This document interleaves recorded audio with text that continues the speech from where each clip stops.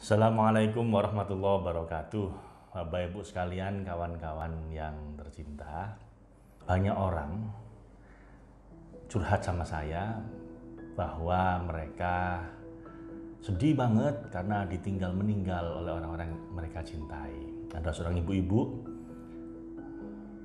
ayahnya baru meninggal, kemudian 20 hari kemudian suaminya meninggal.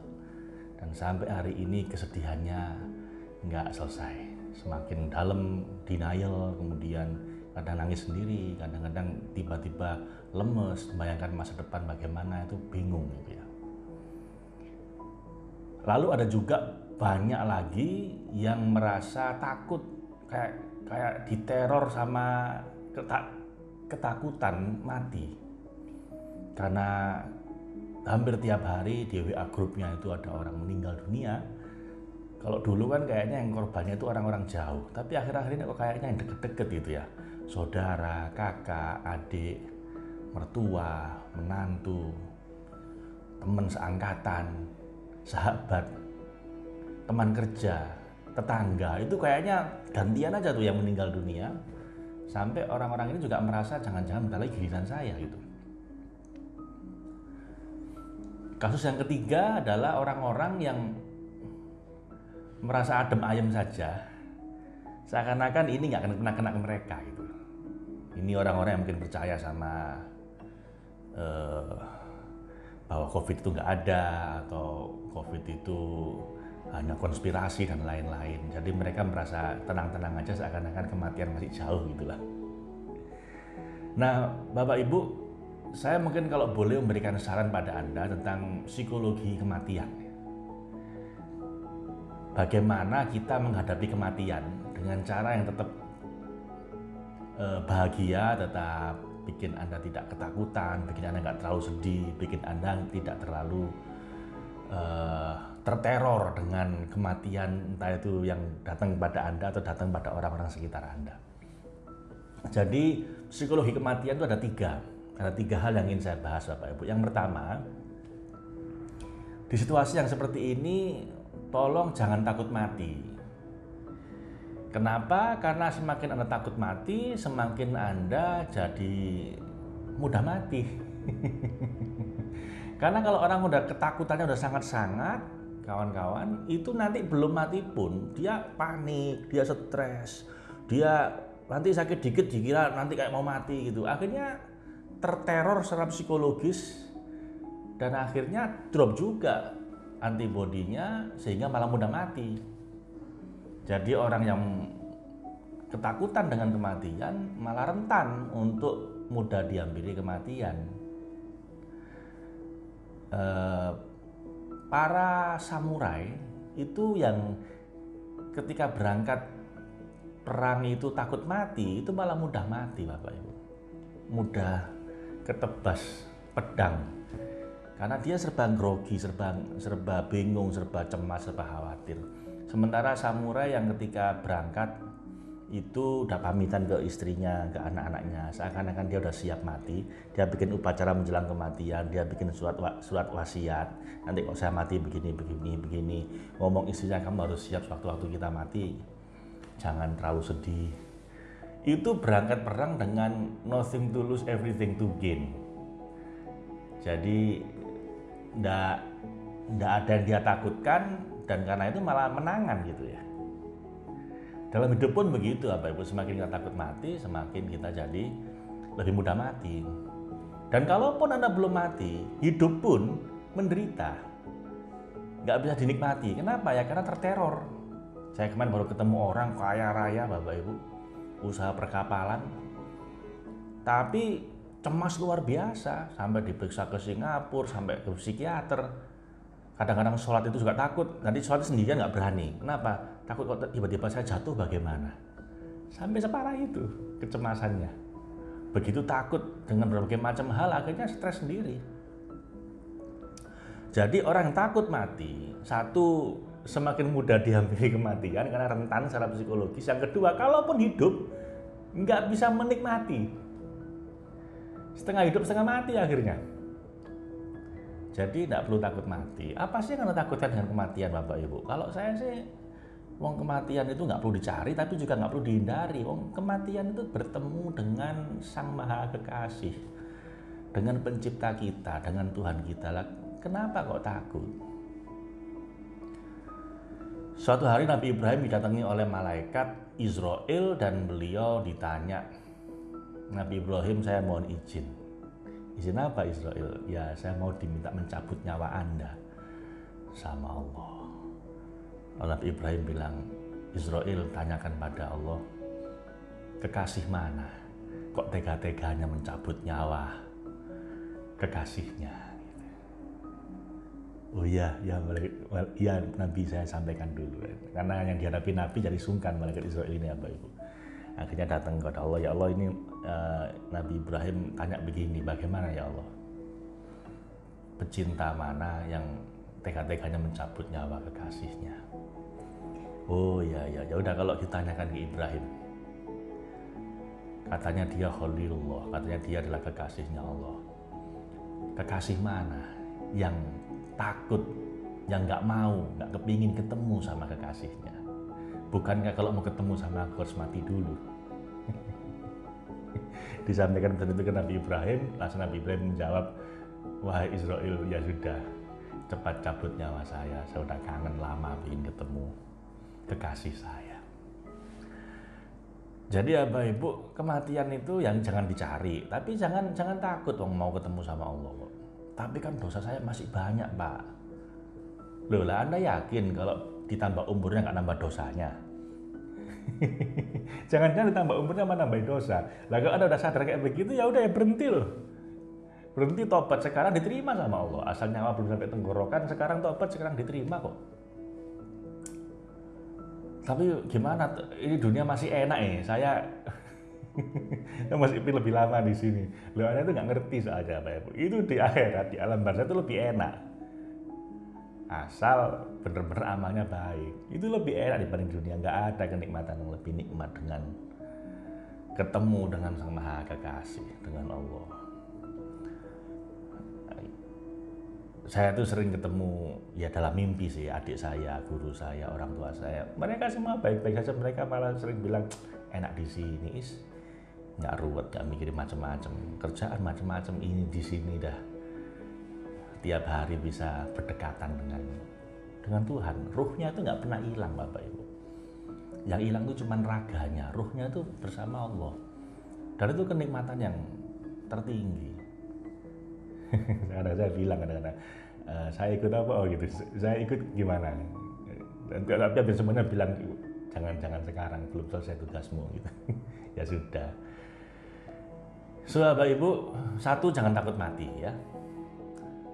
Kenapa? 3 alasan. Karena semakin takut mati, semakin Anda mudah mati. Yang kedua, semakin takut mati, walaupun hidup makin menderita.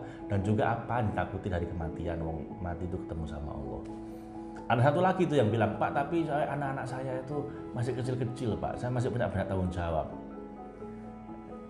Saya bilang, loh, Anda itu apa? Kok sombong amat? Apa Anda merasa bahwa Tuhan nggak bisa ngurusi anak-anak Anda gara-gara Anda nggak berpartisipasi gitu? Aneh-aneh aja. Bapak Ibu, betapa banyaknya anak yatim piatu yang jadi orang besar. Dan begitu sebaliknya, betapa banyak anak yang dimanja, dikasih semuanya, sama bapaknya dijamin semuanya. Ya gede nggak jadi apa-apa. Malah glembosi kata orang Surabaya, malah ya nggak jadi apa-apa. Jadi jangan sombong kita merasa bahwa kalau nggak ada kita nanti anak-anak saya bagaimana. Katanya, oh diketawain nanti modelmu lah. Kamu pikir aku ini nggak bisa ngurusi anakmu apa tanpa kamu? Gitu nanti Bapak Ibu. Kalau pesannya ayah saya dulu, yang penting kita selama masih hidup beramal banyak pada orang lain. Nanti kalau kita mati, insya Allah Tuhan mengirimkan orang-orang yang akan membantu anak kita. Lalu saya ini dari kecil yatim piatu, Bapak Ibu. Umur 10 tahun ayah saya meninggal, lalu ibu sakit-sakitan, saya kuliah, ibu meninggal. 7 bersaudara, ibu nggak kerja, bukan pengusaha juga, tapi ya aman-aman semua anak-anaknya. So, psikologi kematian, Bapak Ibu jangan takut mati ya. Santai aja. Ada yang hidup, ada yang lahir, ada yang mati. Emang kayak gitu. Jadi jangan dibikin repot, jangan dibikin susah. Dan ajaibnya apa ya Bu, kalau Anda udah nggak takut mati, nanti Anda nggak takut apapun. Nggak takut miskin, nggak takut sakit, nggak takut apapun. Bukan kemudian sembrono terus nekat ya, nantang nggak melakukan prokesnya, bukan. Tapi hati Anda itu damai. Anda nggak takut apapun, Anda bisa hidup dengan sepenuh hati. Nggak stres lagi, nggak bingung lagi karena masalah apapun. Anda jadi unconditional happiness. Kenapa? Karena puncak yang ditakuti banyak orang, kematian, itu pun Anda nggak takut, apalagi cuma sekedar nggak punya uang, sakit, ditinggal orang dicintai. Jadi ringan semua gitu loh. Oke Bapak Ibu, psikologi kematian yang pertama, jangan takut mati. Yang kedua, kalau Anda ditinggal oleh orang yang Anda cintai, juga jangan terlalu sedih.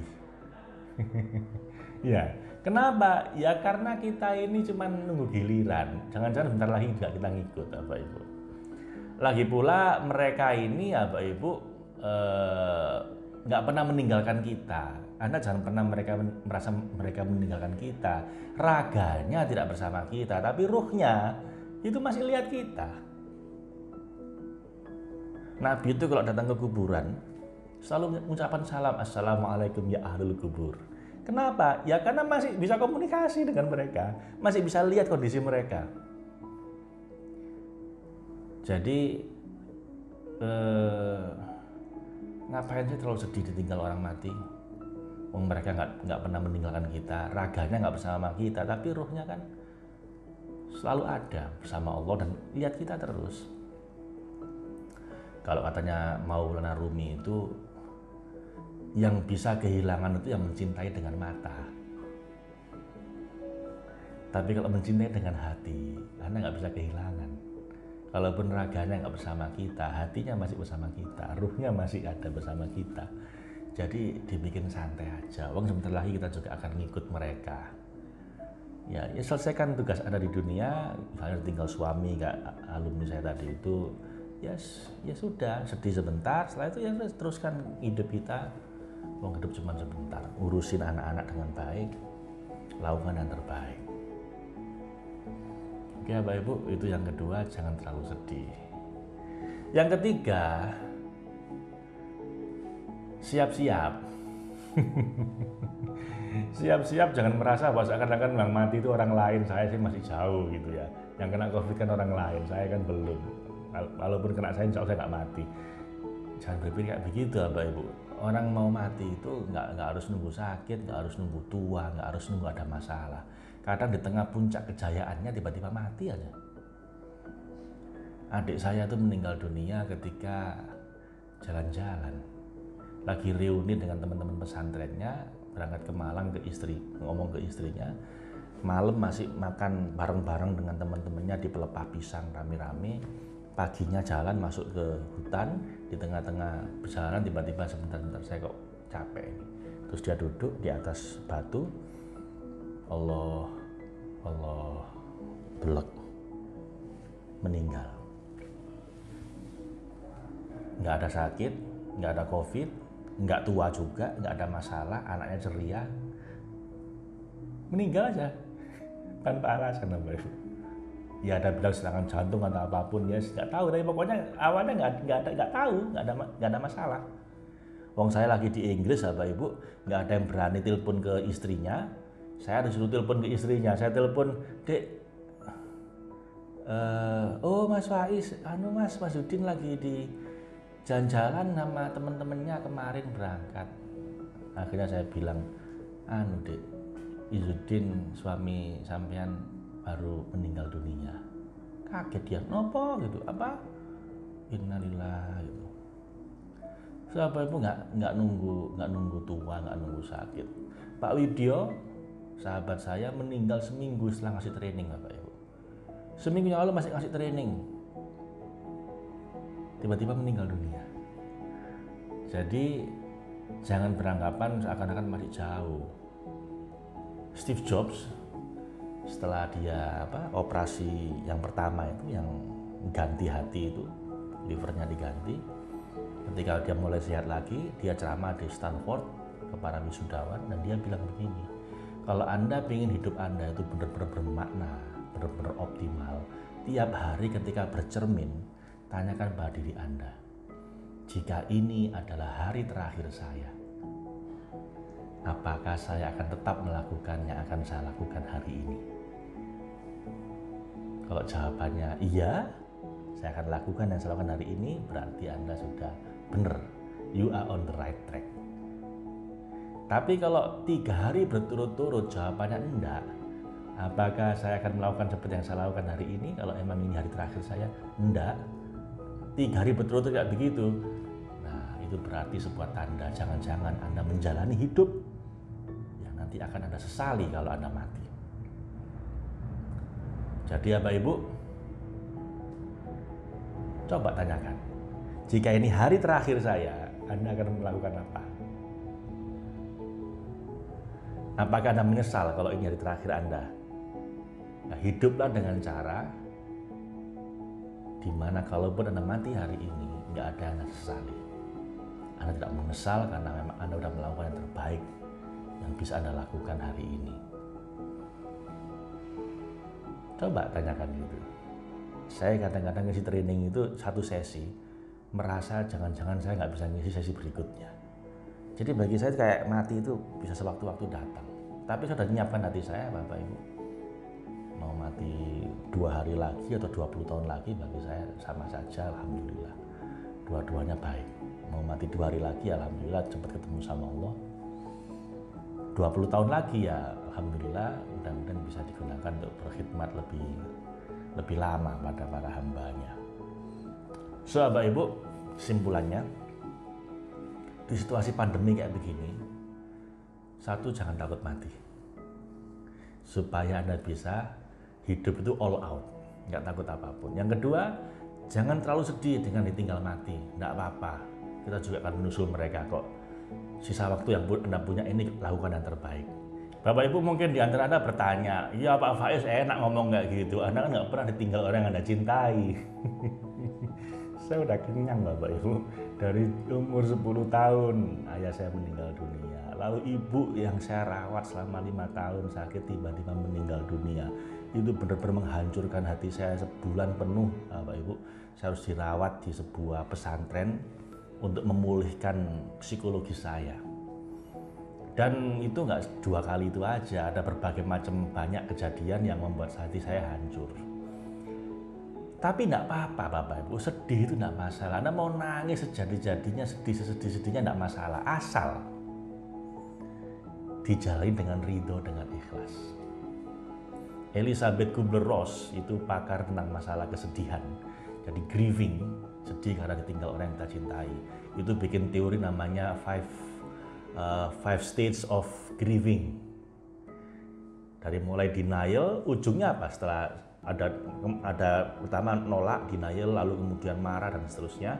Yang kelima adalah acceptance. Jadi fase terakhir itu adalah penerimaan. Lah Anda enggak usah nunggu marah dulu, denial dulu. Dari awal pun Anda mau sedih enggak masalah.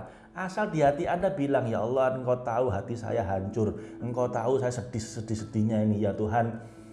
Saya benar-benar sedih, tapi saya ikhlas. Saya ridho menerima kesedihan saya ini, acceptance, saya terima semua ini dengan ridho. Aman dah, aman. Itu malah Anda semakin sedih semakin banyak pahalanya kalau semakin ikhlas. Ya kalau nggak sedih kemudian ikhlas, apanya diikhlasin kalau Anda nggak sedih.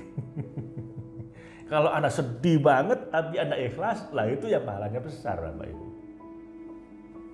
Kalau perlu Anda nangis tiap hari, tidak apa-apa. Asal setiap nangis Anda bilang, ya Allah, Engkau tahu saya sedih sekali sampai nangis tiap hari. Tapi saksikan ya Allah, saya nggak protes, saya nggak komplain. Saya tidak menolak kenyataan ini, saya terima dengan ridho, dengan ikhlas karena toh semua kembali padamu. Innalillahi wa inna ilaihi rajiun. Aman Bapak Ibu, semakin Anda terpukul sedih hati Anda, asal semakin ikhlas semakin gede pahalanya. Lah yang bahaya dan yang nggak boleh pula secara agama, Anda sedihnya sedih komplain. Kenapa harus saya Tuhan kayak gini? Kenapa kok dia yang dipanggil? Kenapa ya Tuhan? Nah ini Bapak Ibu masalah, baik secara psikologis maupun secara agama, dosa itu. Nggak boleh. So Bapak Ibu, it's okay, Anda sedih, Anda kehilangan orang dicintai, tapi sedihlah dengan penuh keridhaan, keikhlasan, penerimaan. Oke? Sip? Yang ketiga, siap-siap. Karena mati bisa terjadi kapanpun. Bisa besok, bisa 10 tahun lagi, bisa sebulan lagi. Siap-siap, hiduplah dengan cara kapanpun Anda menjemput kematian, tidak ada yang Anda sesali. Saya kira itu Bapak Ibu. Semoga kita semua pada akhirnya bisa reuni akbar di surga dalam pelukan cintanya. Terima kasih.